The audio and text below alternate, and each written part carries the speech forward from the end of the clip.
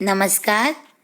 IIT Gandhinagar संलग्न college एसआरएसएम बिल्लीमोराकी में तालीमार्थी पांडे रश्मि एक बार फिर से आपका हार्दिक स्वागत करती हूँ। तो आज हम जानेंगे कर्मधारय समास के बारे में। तो शुरुआत करते हैं कर्मधारय समास के अर्थ से।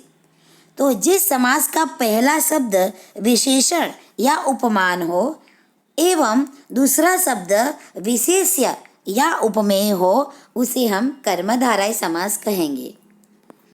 इस समास में पूर्व पद तथा उत्तर पद में उपमेय उपमान का संबंध भी हो सकता है। उदाहरण देखते हैं तो महापुरुष, महान पुरुष। राजीव लोचन, राजीव के समान लोचन। यहाँ दोनों उदाहरणों में हमने देखा कि दोनों ही शब्द में पहला उदाहरण जो था उसमें विशेषण और विशेष्य का संबंध था, जबकि दूसरे उदाहरण में उपमान उपमेय का संबंध प्रतीत हुआ। और स्पष्ट करने के लिए अन्य उदाहरण देखते हैं तो कालिदास महाकवि थे। यहाँ महाकवि समास दर्शाता है, जहाँ अगर समास का विग्रह करते हैं तो महान और कवि ये दोनों सामासिक शब्द होते हैं, जहाँ महान विशेषण के तौर पे है जबकि कवि विशेष्य है। मतलब यहाँ समास के दोनों ही सामासिक शब्दों के बीच विशेषण विशेष्य का संबंध है। अन्य उदाहरण देखते हैं। शर्मा जी बड़े सज्जन थे। यहाँ सज्जन समास हुआ जिसका अर्थ होता है अच्छा व्यक्ति। यहाँ भी अच्छा वह विशेषण होगा और व्यक्ति विशेष्य होगा। अन्य उदाहरण देखें तो चलते चलते सीता के चरण कमल मुरझा गए। यहाँ सीता के चरणों को कमल के समान बताया गया है। मतलब यहाँ उपमान उपमेय का संबंध दर्शाया हुआ है, जो कर्मधारय समास का उदाहरण प्रतीत होता है। धरती माता बड़ी ही उदार है। जहाँ धरती माता कर्मधारय समास होगा जिसमें धरती को माता के रूप में माना गया है। यहाँ भी उपमान उपमेय का संबंध प्रस्थापित होता है दोनों सामासिक शब्दों के बीच में। अन्य उदाहरण देखते हैं। श्री कृष्ण पीताम्बर धारण किए हुए थे। यहाँ पीताम्बर समास हुआ जिसका विग्रह करने पर पीला और वस्त्र ऐसे दो पद मिलेंगे, जहाँ पीला विशेषण और वस्त्र विशेष्य के रूप में होगा।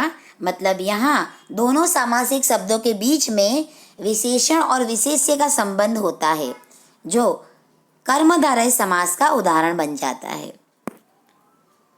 यहाँ कर्मधारय समास के तीन मुख्य प्रकार हैं: उपमावाचक, विशेषण और उपमित। इन तीनों प्रकारों को हम विस्तृत पूर्वक देखते हैं। तो पहले देखते हैं उपमावाचक कर्मधारय समास। सामासिक शब्द उपमा बनता है। उदाहरण के तौर पे देखें तो हिम शीतल, हिम के समान शीतल। घन श्याम, घन सरीखा श्याम। मेघ वर्ण, मेघ जैसा वर्ण। यहाँ सामासिक शब्द उपमा बनता है। इसके अलावा अन्य देखते हैं समास उपमित कर्मधारय समास, जिनमें पहला पद मतलब कि पूर्व पद उपमेय या उपमित होता है। उदाहरण देखते हैं। नर सिंह, सिंह जैसा नर। अन्य उदाहरण देखिए। स्नेह कण, स्नेह रूपी कण। ज्ञान सागर, सागर की तरह ज्ञान। इन सारे उदाहरणों में पूर्व पद उपमेय के तौर पे था। अब देखते हैं विशेषण कर्मधारय समास के बारे में।